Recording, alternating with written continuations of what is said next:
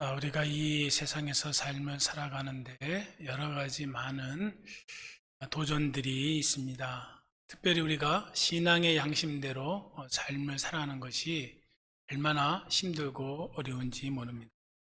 우리에게 수없이 많은 신앙적인 도전들이 우리에게 있습니다. 이 신앙의 도전 앞에서 신앙대로, 말씀대로, 믿음대로 살아가려고 애를 쓰는 성도님들이 많이 계세요.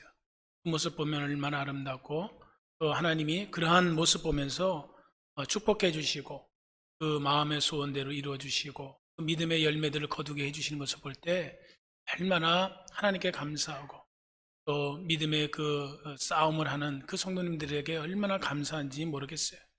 그러나 모든 성도님들이 다 이렇게 신앙의 양심을 따라서 그 주어진 자기에게 찾아온 그 시간들 앞에서 믿음대로만 살질 않아요. 때로는 보면 그 신앙을 내려놓고 다시 세상적인 그 선택을 하면서 삶을 살아가는 것을 또 보게 돼요. 보통 우리가 이 믿음 생활하면서 찾아오는 그 도전들 앞에서 특별히 이 상황윤리에 빠질 때가 있어요. 그 상황에 따라서 그 가치 기준이 바뀌게 되고 내 신앙을 내려놓게 되는 것을 보게 돼요. 이번 딱 한 번만인데 그런 마음 자세가 있어요. 아니면 그냥 결과만 좋으면 좋은 게 아닌가, 이러한 마음을 가지고 선택을 하게 될 때가 있어요. 여러분, 우리가 항상 조심해야 돼요. 이번 딱 한 번이다. 여러분, 그렇지가 않아요. 이번 딱 한 번이 2번 되고 10번 되고 100번이 되는 것을 우리가 보게 되잖아요. 이번 한 번만이다. 한번 여러분 보세요. 여러분이 이 땅에서 수없이 많은 결단들하고 삶을 살아왔는데 이번 한 번만이다. 그 한 번만이라고 했던 그 상황 내게 또 찾아왔을 때 여러분 어떻게 했어요? 그 상황 앞에서 정말 그래, 지난번에 한 번 했으니까 이번에는 믿음의 길을 선택하겠다. 안 그래요. 지난번에 그렇게 했는데 보니까 아무 문제가 없더라. 그러니까 이번에도 해도 또 문제가 없을 것이다. 이러면서 다시 신앙의 선택보다는 하나님이 기뻐하지 않는 그 선택을 하게 되는 것을 보게 돼요. 성도님이 어떤 분이 그러더라고요. 목사님 뭘 좋아하세요? 저 김치찌개 좋아요. 목사님 절대로 식당 가서 김치찌개 먹지 마세요. 식당에서 일하는 분이었어요. 왜 그랬더니 자기가 식당에서 웨이트레스 일해보니까 그 식당 주인이 남은 김치 갖고서는 찌개 여러 가지 김치찌개나 여러 가지 김치 필요한 데 갖다 넣더라. 절대로 먹지 마세요. 자기는 절대로 시키지 않는데. 요즘은 그런 분들 없겠죠. 요즘에 그렇게 했다면 큰일 나겠죠.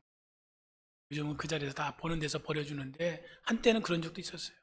근데 아까우니까 그 재료비 아끼려고 사람들이요, 이 한국 사람들을 가만히 보니까 너무 머리들이 좋아서 가성비 이런 거를 막 너무 따지더라고요. 제가 보니까.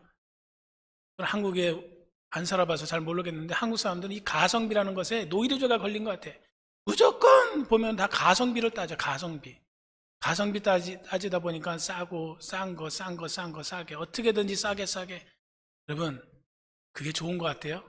어느 분이요 식당을 차렸어요. 이 성도님들이 정말 진실하게 먹는 거니까 좋은 재료로 정성을 다해서 이렇게 음식을 팔고 있는데 그 옆에 또 어떤 분이 식당을 차렸는데 같은 메뉴예요. 근데 거기 보면 자기보다도 훨씬 싸. 그러니까 사람들이 가성비 따진다고 다 어디로 가겠어요? 싼 데로 간단 말이에요. 사람들은 같은 음식 놓고 보면 싼 데로 가게 되면 그 집이 싸니까 걸로 가요. 사람들이 걸로 가요. 그래서 이 성도님이 점점 가게가 안 되고 너무 힘들어지는 거예요. 그래서 왜 저 집은 저렇게 장사가 잘 되는가? 나 모르는 비법이 있는가? 가만히 관찰을 하고 여러 가지 가서 먹어도 보고 여러 가지 재료 찌꺼기 이렇게 봉지 뒤져서 보기도 하고 보니까 좋은 재료랑 싼 재료랑 섞어서 파는 거였어요. 참 그러면 나도 그냥 좋은 거랑 싼 거랑 적당히 섞어서 할까? 그런 유혹이 찾아왔는. 그러면 그렇잖아요. 옆에 있는 사람이 나쁜 짓을 해, 불법을 행해. 근데 그것이 뭐 아무런 문제가 없는 것처럼 이렇게 보여져요. 그러면은 나도 유혹을 받는다니까요. 나도 저렇게 해도 되겠구나. 그러한 유혹을 받게 돼 있다는 거예요. 우리의 삶에 끊임없는 이러한 신앙의 도전들이 있어요. 그 신앙의 도전 앞에서 저 여러분은 타협하면 안 돼. 근본적인 것에 가서 우리가 타협하면 안 돼요. 우리가 아량을 베푸고 여러 가지 우리가 넓은 마음을 가지는 때가 필요해요. 그러나 그렇다고 해서 신앙적인 것까지 타협하면은 안 된다는 것을 우리가 기억해야 돼요. 왜냐? 타협은, 특별히 신앙적인 타협은 실패하게 돼 있어요. 절대로 성공하지 않아요. 절대로 성공하지 않아요. 제가 지금까지 많은 분들을 보고 또 여러 가지 사역을 해오면서 보면 신앙적으로 타협했던 그 삶의 모습들은 결국은 실패해요. 그러나 믿음대로 살고 어떻게든지 하나님의 뜻대로 말씀에 순종하려고 발버둥친 그 사람, 그 후손, 그 가정, 그 사업은요, 결국은 하나님께서 오래 가게 하셔요. 그리고 하나님이 지켜주시고 축복해 주시는 것을 보게 돼요. 우리가 읽은 이 사사기 1장 16절로 36절까지인데요. 시간이 없어서 26절까지만 읽었는데, 여러분 이 이야기는 이스라엘 백성들이 세상에서 어떻게 타협을 해서 그들이 결국은 실패하게 되는 그 이야기를 우리에게 보여주고 있어요. 신앙적인 그 타협, 하나님께서 이스라엘 백성들에게 약속해 주신 이 가나안 땅으로 들어가게 하셨어요. 광야 40년 생활을 마치고 난 다음에 결국은 하나님께서는 주시겠다고 하는 그 가나안 땅으로 이스라엘 백성을 들어가게 하셨어요. 그리고 여호수아를 세워서 그 가나안 땅을 정복하게 하세요. 가나안 땅을 완전히 다 정복하지 않았지만 대부분의 땅을 정복하세요. 그리고 정복하면서 이스라엘 백성들로 하여금 그 땅을 분배를 해요. 나누어 12지파니까 12지파로 제비 뽑아서 그 땅을 나누게 되는데, 이 가나안 땅에 들어가기 전에 하나님께서 모세를 통해서 강조하셨던, 이스라엘 백성들에게 강조하셨던 그 말씀이 있어요. 주신 말씀이 있어요. 그 사명이 있어요. 가나안 땅에 들으면 그들이 해야 될 일이 무엇이 있는지 신명기 7장 1절로 2절에 보면 이렇게 말씀해 주고 있어요. 내 하나님 여호와께서 너를 인도하사 내가 가서 차지할 땅으로 들이시고 내 앞에서 여러 민족, 헷 족속과 기르가스 족속과 아모레 족속과 가나안 족속과 브리스 족속과 히위 족속과 여부스 족속, 곧 너보다 많고 힘이 센 7족속을 쫓아내실 때에 내 하나님 여호와께서 그들을 내게 넘겨 내게 치게 하시리니 그때 너는 그들을 진멸할 것이라. 그들과 언약도 하지 말 것이요 그들을 불쌍히 여기지도 말 것이며, 하나님께서 이스라엘 백성들에게 주셨던 그 사명, 가나안 땅에 들어가면 그들이 어떠한 삶을 살아야 될지 먼저 주셨던 말씀이 뭐예요? 그 가나안 땅에 살고 있었던 7족속, 그 땅에서 점령하고 그 땅을 차지하면서 삶을 살고 있었던 그 7족속, 이 7족속을 어떻게 하라고요? 물리치라는 거예요. 쫓아내라는 거예요. 그 땅에서. 그리고 그들과 어떠한 언약도 하지 말고 그들을 불쌍히 여기지도 말라.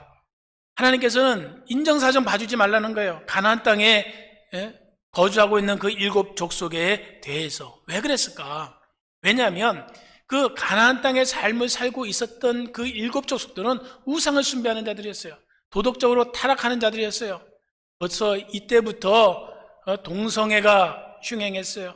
이때부터 서로 간음하고 서로 근친상간하고 이 도덕적으로 얼마나 타락한 족속인지 몰랐어요. 그리고 우상을 숭배했단 말이에요. 그래서 하나님께서는 이 이스라엘 백성들을 보호해 주시고, 이스라엘 백성들이 그런 세상의 못된 것, 영적으로 도덕적인 그 타락, 그 유혹을 이겨내게 하기 위해서, 타락으로부터 막아주시기 위해서 이 7족속을 쫓아내라는 거예요. 우리가 항상 기억하잖아요. 여러분, 하나님께서는 내가 감당할 시험을 주세요. 근데 내가 감당할 수 없는 것은 제일 좋은 방법은 완전히 끊는 거야. 끊어버리는 거란 말이에요. 그렇잖아요. 우리가 어떤 사람 그래요. 이단을 보면서 너무너무나 안타까워하는 사람이 있어. 저 잘못된 길로 빠졌는데 그들을 제대로 된 길로 인도해야지. 정말 자기가 철저히 무장되고 그 이단에 대해서 아주 깊이 알고 그래서 만나서 여러 가지 그를 잘 설명할 수 있으면 만나서 그를 잘 좋은 곳으로 또 그들의 잘못에 대해서 그가 잘못 믿는 것에 대해서 가르쳐 줄 수가 있어요. 근데 어설프게 알면 확신이 없이 다가가게 되면 내가 넘어가게 돼 있어요. 그래서 사도 요한은 뭐예요? 아예 이단이 우리 집에 발에 들이지도 못하게 하라. 들이지도 못하게 하라. 가까이 하지도 말라는 거예요. 왜? 내가 넘어가니까. 저 여러분은 세상에 영향을 받게 돼 있단 말이에요. 그래서 하나님께서는 가나안 족속에 살고 있는 그 7 족속들을 그 땅에서 물리치라 다 쫓아내는 거예요. 왜? 영향을 받으니까. 그래서 그들이 도덕적으로 타락하고 행음하고 간음하고 사회가 문란해지고 우상을 숭배하는 그런 일들이 행해질까 봐. 그러면 하나님의 징계를 받고 하나님의 심판을 받게 되니까 하나님이 이스라엘 백성을 사랑해서 이스라엘 백성을 지켜주시고 보호해 주시기 위해서 이스라엘 백성들에게 부탁한 거예요. 너 꼭 이 일을 행하라. 내가 가나안 땅에 들어가면 그 7 족속을 다 물리쳐라. 인정사정 봐주지 마라. 그러한 사명을 줬어요. 그리고 여호수아가 또 죽게 돼요. 자, 그러면 이제는 땅을 분배받았어요. 남은 것은 12지파예요. 그 12지파들이 자기에게 할당된, 자기가 제비 뽑아서 할당된 그 땅으로 이제 가야 돼요. 가서 그 땅을 차지해야 돼요. 그 땅에 남아있는 자들이 있었어요. 그 7 족속들이 있었단 말이에요. 그 7 족속들을 이제 쫓아내는 그 이야기가 오늘 본문의 이야기예요. 제일 먼저 하나님은 누구를 제일 앞서서 나가느냐면 유다 자손들. 유다 자손으로 하여금 제일 먼저 네가 선봉에 서라. 네가 어떻게 하나님의 말씀을 순종하는지 가나안 땅에 있는 그 7 족속을 쫓아내는지 네가 먼저 본을 보여라. 그러한 사명을 주세요. 왜 그랬을까? 왜냐면 유다는 영적인 장자이기 때문에. 영적인 장자. 그래서 이 가나안 땅의 정복은 영적인 전쟁이라는 거예요. 한마디로.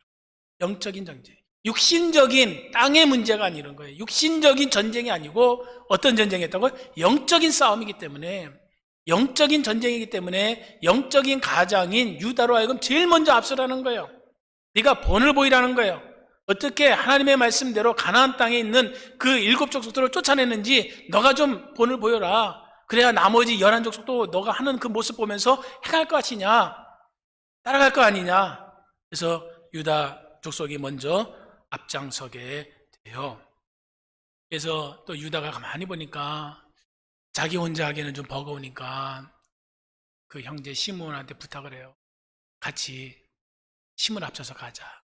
네가 이번에 날 도와주면 다음에 내가 너 할 때 도와주겠다. 서로 품앗이 하자는 거죠. 그래서 시므온 그 지파가 좋게 여겨서 동참을 하게 돼요. 그리고 또 여기에 누구도 동참해요? 갈렙도 동참해요. 얼마나 그러니까 유다 지파가 힘이 되겠어요. 자, 그래서 이 땅을 정복해 가요. 너무나 쉽게 정복을 하게 돼요. 너무나 쉬운 거예요. 그래서 그 땅에 있는 그 가나안 족속들을 다 물리치게 돼요. 17절에 보니까 이렇게 설명해요. 이렇게 말씀해 주고 있어요. 유다가 그의 형제 시몬과 함께 가서 스밧에 거주하는 가나안 족속을 쳐서 그곳을 진멸하였으므로 그 성의 이름을 호르마라 하니라. 호르마. 가나안 땅에 거주했던 그 족속들을 진멸했다고 그래요. 그리고 그 땅의 이름을 호르마라. 호르마라는 뜻은 뭐예요? 완전히 파괴하다는 뜻이에요. 완전히 파괴하다. 그러니까 유다 이 지파가 자기에게 할당된 지역에 가서 완전히 진멸했다. 하나님의 말씀에 순종한 것처럼 우리에게 보여주고 있어요. 자, 근데 이들에게 한 가지 한계에 부딪히게 돼요. 한 가지 큰 장애물이 있게 돼요. 자, 19절 말씀 볼까요? 이렇게 말씀해 주고 있어요. 여호와께서 유다와 함께 계셨으므로 그가 산지 주민을 쫓아내었으나 골짜기의 주민들은 철병거가 있으므로 그들을 쫓아내지 못하였으며. 평지에 있는 그 가나안 족속들 사람들은 다 쫓아냈어요. 진멸했어요. 근데 어디에 있는 사람들이 못 쫓아내고 있어요? 골짜기에 있는 골짜기에 있는 산골짜기에 있으니까 힘들겠죠.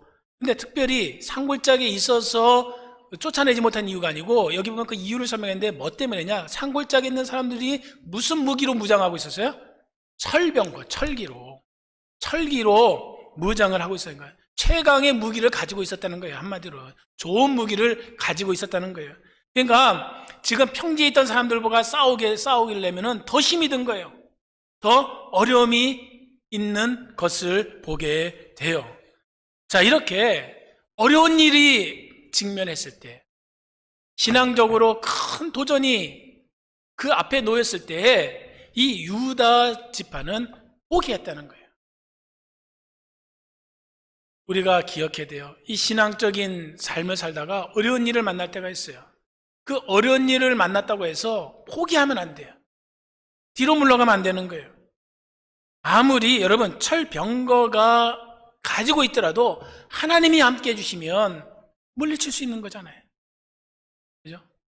하나님께서 함께 해주시면 얼마든지 이길 수 있는데, 아유, 무기도 좋은데 우리가 또 이번에 공격해서 저들을 쫓아내려면 산속이고 더 힘들고, 아유, 잘못하다가 우리도 피해가 막심하니까 그냥 여기서 멈추자. 우리가 평지, 우리가 살만한 땅은 다 확보해 놨으니까 그냥 저들 산속에서 살게 내버려 두자. 이런 마음을 가졌다는 거예요. 그래서 그 땅을 점령하는 일을 포기했다는 거예요. 여러분, 이것이 문제가 되는 거예요. 여기 쫓아내지 못하였다. 쫓아내지 못하였다는 이 말은 원문은 그 히브리 말로 레호리시라는 말로 되어 있는데, 이 레호리시라는 말은 능력이 없어서 쫓아내지 못한 것을 말하지 않아요. 내가 어떤 거예요? 내가 하고 싶은데 능력이 없어서 못하는 것과 내가 능력이 있는데 하지 않는 것은 다른 문제잖아요. 그죠? 여기에서 쫓아내지 못했던 것은 이스라엘의 이 유다 지파가 힘이 없어서, 능력이 없어서 쫓아내지 못했던 것이 아니고, 어떤 것이, 이 말의 뜻은 무슨요? 고의적으로 회피했다는 거예요. 능력이 있으면서도 그것을 안 했다는 거예요. 우리가 기억해야 돼요. 하나님이 내게 은혜를 줬어요. 내가 축복을 줬어요. 내게 여러 가지 많은 은사들을 줬어요. 근데 그것을 갖다가 여러분 썩히게 되면 하나님이 뭐라고요? 불순종한 종이라고 책망하시잖아요. 바로 그예요. 하나님께서 내게 주신 그 달란트는 어떻게 되냐? 우리가 묻어서는 안 되는 거예요. 내게 주신 은혜, 내게 주신 축복을 가지고 우리가 어떻게 열심히 주님을 섬기고 이웃을 섬기고 하나님께 충성되게 우리가 헌신해야 되잖아요. 바로 이스라엘 백성들이 이렇게 했다는 거예요. 그들이 얼마든지 쫓아낼 수 있는 그 상황 속인데, 철병거 있고 여러 가지 귀찮으니까 좀 힘든 일이 있다고 해서 뒤로 물러났다는 거예요. 그래서 이들이 어떻게 됩니까? 결과가 21절에 보니까 이렇게 얘기해요. 베냐민 자손은 예루살렘에 거주하는 여부수 족속을 쫓아내지 못하였으므로 여부수 족속이 베냐민 자손과 함께 오늘까지 예루살렘에 거주하니라. 그래서 그 가나안 땅에 있는 그 족속들이 같이 거주하게 돼요. 베냐민 지파도 마찬가지였어요. 이 유다 지파도 마찬가지였어요. 자기 앞에 힘들고 어려운 일이 있을 때는 포기했다는 거예요. 이로 인해서 이들에게 결국은 삶이 나중에 이들의 영향을 받아서 죄악의 자리에 빠지게 되고 하나님의 징계를 받게 되는 거예요. 내가 할 수 없는 것, 내 앞에 큰 문제가 놓여 있을지라도 우리는 어떤 믿음을 가져야 되는 거예요? 하나님이 함께 해주시면 이 문제 해결된다. 하나님께서 나보다 앞서가셔서 험한 곳은 평탄하게 만들어주시는 분이고, 굳게 닫혀있는 그 쇠문, 논문, 여러분 나무문은 부셔서 없앨 수 있지만 이 쇠문은 부시기 어려운 그 논문도 하나님께서는 어떻게 한다고 그랬어요? 부숴주시겠다고 하셨단 말이에요. 여러분, 하나님이 함께하고 계십니다. 어떠한 일이 있어도 내 앞에 신앙적인 그 어려운 문제가 찾아와도 뒤로 물러가지 않고 신앙적으로 타협하지 않기를 바라요. 힘들고 어려울 때수록 더 예수님을 의지하시기를 부탁을 드립니다. 예수님을 바라보시면 돼요. 여러 가지 앞에 있다고 해서, 어려운 문제가 내 앞에 있다고 해서 절대로 포기하면 안 돼요. 타협하면 안 돼요. 그러면 결국은 실패하게 돼요. 자, 이렇게 유다 지파가 실패했어요. 자, 그리고 난 다음에 요셉 지파가 올라가게 돼요. 요셉 지파가 베델로 올라가게 돼요. 22절 말씀해 보니까는 이렇게 말씀해 주고 있어요. 요셉 가문도 베델을 치러 올라가니.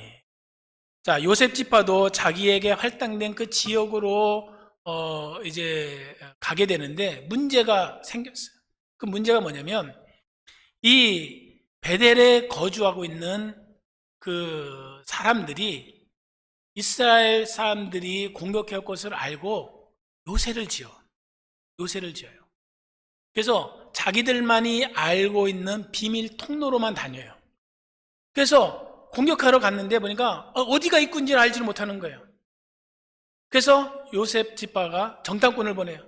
정탐꾼을 보내서 그 출입구를 찾는데 찾지를 못하는 거예요. 그래서 이 정탐꾼들이 야, 이거 큰일 났다. 어떻게 하지? 근데 가만히 보니까 한 사람이 어떻게 저서 나오는 거를 발견한 거예요. 한 사람이 그 뒷문으로 살짝 나오는 거를 발견해서 그 사람한테 찾아가서 정탐꾼들이 이야기를 해요. 너 어떻게 나왔냐? 어디로 나왔냐? 이 성에 그 문이 어디 있느냐? 너 그거 가르쳐주면 내가 너 살려줄게. 내가 너를 아주 후대해줄게. 잘해줄게. 오시는 거예요. 서로 타협을 하게 되는 거예요. 그랬더니 이 사람이요, 가르쳐줘. 고맙게도 가르쳐줘요. 여기 보면 24절 말씀에 보니까 이렇게 얘기하잖아요. 정탐꾼들이 그 성읍에서 한 사람이 나오는 것을 보고 그에게 이르되 청하노니 이 성읍의 입구를 우리에게 보이라. 입구를 보이라. 모르는 거 못 찾고 있었어요. 그죠? 그리하면 알려주면 뭐야? 우리가 내게 선대하리라. 그랬더니 이 사람이 25절에 그 사람의 성읍의 입구를 가르쳐줬다는 거예요. 지혜로운 거죠. 어떻게 보면 정탐꾼이 지혜롭게 그 문제를 해결한 거잖아요. 그 성을 좀 차지해야 되는데 방법이 없었단 말이에요. 성 입구를 알지 못해서. 그래서 난관에 봉착했는데 사람이 나오니까 타협을 해서 문제를 해결했단 말이에요. 그래서 어떻게 했어요? 결국은 25절에 보니까 그 사람이 성읍의 입구를 가리킨 자 이에 그들이 칼날로 그 성읍을 쳤으되, 다 쳐서 이제 거기 다 점령한단 말이에요. 그런데 문제가 뭐예요? 문제는 이 사람을 놓아줬다는 거예요. 여러분, 이 요셉 지파의 문제점은 뭐냐면 적당한 선에서 하나님 말씀에 순종하고 타협했다는 거예요. 온전히 순종하지 말아요. 하나님께서 모세를 통해서 주셨던 그 말씀이 무엇이었죠? 그들과 언약도 하지 말라. 한 사람도 불쌍히 여기지 말라. 자, 근데 이 사람이, 여러분 보세요. 살려줬더니 이 사람이 어떻게 했어요? 26절에 보니까 이렇게 해요. 그 사람이 햇사람들의 땅에 가서 성읍을 건축하고 그것의 이름을 루스라 하였더니 오늘까지 그곳의 이름이 되니라. 이 사람이 해쪽 속 있는 데로 가서 거기서 성읍을 건축하고 이 해쪽 속이 결국은 이스라엘 백성들에게 여러분 영향을 끼쳐서 도덕적으로 영적으로 타락하게 만들어요.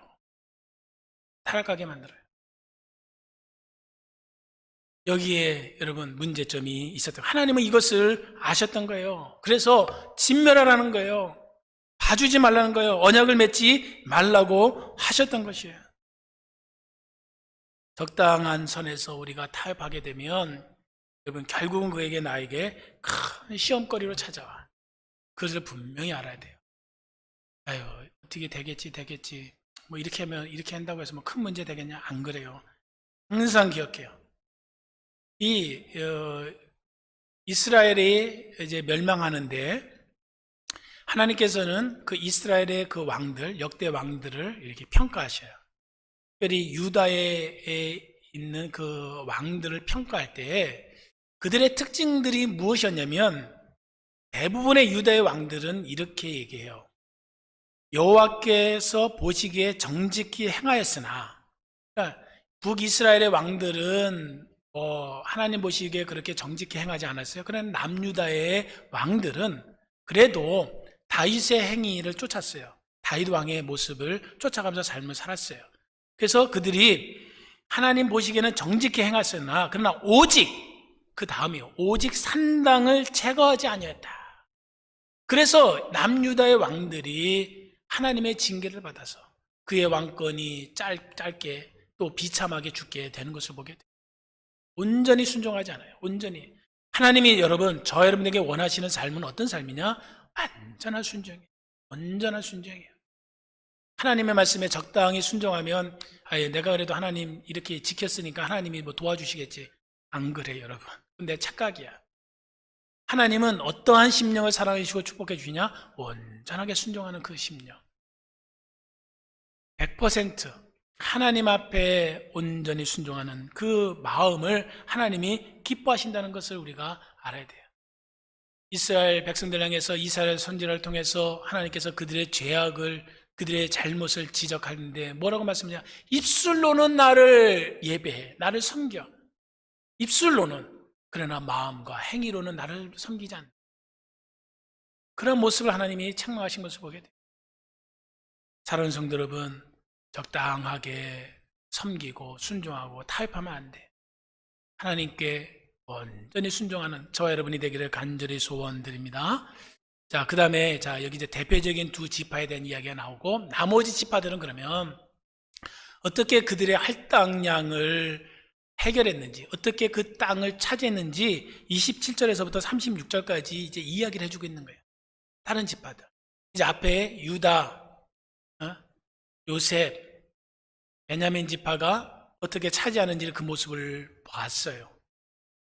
앞에 있는 그 지파들이 하긴 했는데 불완전하게 했단 말이에요. 결국은 그것이 영향을 미치겠어요? 안 미치겠어요? 영향을 미치게 돼요. 그래서 이 나머지 지파들은 어떠한 선택을 하게 되냐면 자기 이권, 이기심에 따라서 선택을 하게 돼요. 자기 이기심을 쫓아서 타협을 하게 돼요. 그래서 결국은 이들은 실패를 하게 되는 것을 보게 돼요. 이들은 어떻게 되냐? 다 땅을 갔어요. 그랬더니 그 땅에 있는 사람들이 야가갖고 어차피 질 거니까 항복하고 우리 당신 노예로 삶을 살겠습니다. 당신의 노예가 되겠습니다. 그래서 막 수발든단 말이에요. 종로로 탄단 말이에요. 그러니까 사람이 어떻게 해요? 기분이 좋았단 말이에요. 그렇잖아요. 그러니까 그래 뭐 쟤네들 노예로 부리면서 좀 떵떵거리면서 살자. 부리면서 삶을 살자. 이런 마음을 가지기 시작하는 거예요. 이런 마음을 가지기 시작하는 거예요. 온전히 그들을 쫓아내야 되는데 자기에게 유익을 주니까, 자기에게 도움이 되고 자기에게 필요하니까 그들을 쫓아내려고 하는 그 열정, 그것이 없어지게 되는 거예요. 그 마음 자체가 사라지게 되는 거예요. 하나님의 일보다는 자기에게 유익이 되니까 하나님 일은 제쳐두고 자기에게 유익이 되는 거, 그것을 쫓아서 신앙생활을 하게 되는 거예요. 왜냐하면 그들을 내지 않는다고 해서 아무런 문제가 없으니까, 자기는 전혀 위험이 되지 않으니까, 오히려 뭐예요? 자기들 유익이 되잖아요. 노예가 되니까 얼마나 좋겠어요. 자기 이기심 때문에 하나님 말씀을 순종하지 않는 삶, 결국은 실패하게 된다는 것을 우리가 알게 돼요. 여러분, 이들은요 지금 이렇게 의지가 없으니까, 쫓아내려고 의지가 없으니까 그 땅에 있는 이 거주민들이 아주 결사적으로 그 땅에 머물게 돼요. 34절로 35절에 보니까 이렇게 얘기해요. 아모르 족속이 단자손을 산지로 몰아넣고 골짜기에 내려오기를 용납하지 아니었으며 결심하고 헤레스 산과 야알론과 사일밤에 거주했더니 요셉의 가문의 힘이 강성하며 아모리 족속의 마침내는 노역을 하였으며. 결심하고 그들이 거주했다는 거예요. 그래서 노역을 하는 그 삶을 선택을 하게 돼요. 여러분, 이기적인 삶의 선택을 했던 롯, 우리가 알게 되죠. 아브라함과 롯이 서로 가축이 많음으로 말미암아 서로 같이 통과할 수가 없어요. 같이 살 수가 없었어요. 그때 아브라함이 롯을 향해서 이야기해요. 너가 가는 대로, 네가 선택하는 대로 가라. 네가 좌하면 나는 우하고 네가 우하면 난 좌하겠다. 그때 롯이 선택을 하기에 앞서서 그는 무엇을 바라봐요? 눈을 들어보니까 물이 많은 곳, 동산과 같고 애국가 같이 기름지은 그 땅을 바라보게 돼요.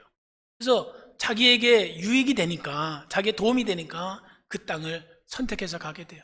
그것이 어디예요? 소돔과 고모라 성이라는, 죄악이 관영한 성이란 말이에요.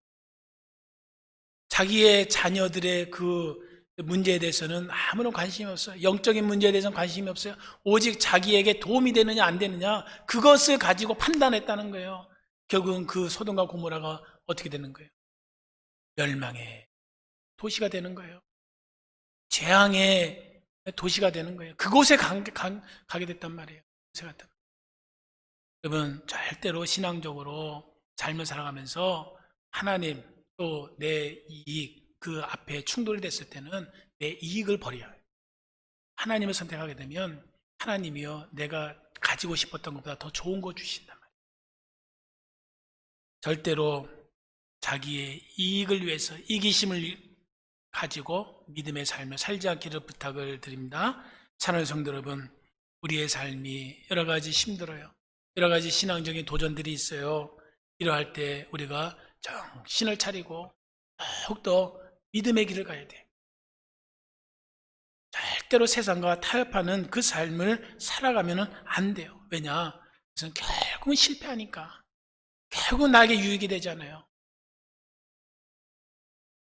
하나님께서 내게 주신 말씀이 있어요. 어떤 말씀이에요? 좁은 문으로 들어가라. 좁은 문으로. 그 문이 생명의 길이고, 그곳이 내가 살 길이고, 그것이 내가 하나님의 은혜와 축복을 누리는 길인 줄 믿습니다. 여러분, 절대로 신앙적인 타협에서 실패하는 삶이 아니라 신앙의 결단을 하고 하나님의 말씀대로 삶을 살아가 하나님의 놀라운 은혜와 축복, 기적을 체험하며 살아가는 그리고 모든 믿음의 식구들이 되기를 간절히 소원드립니다.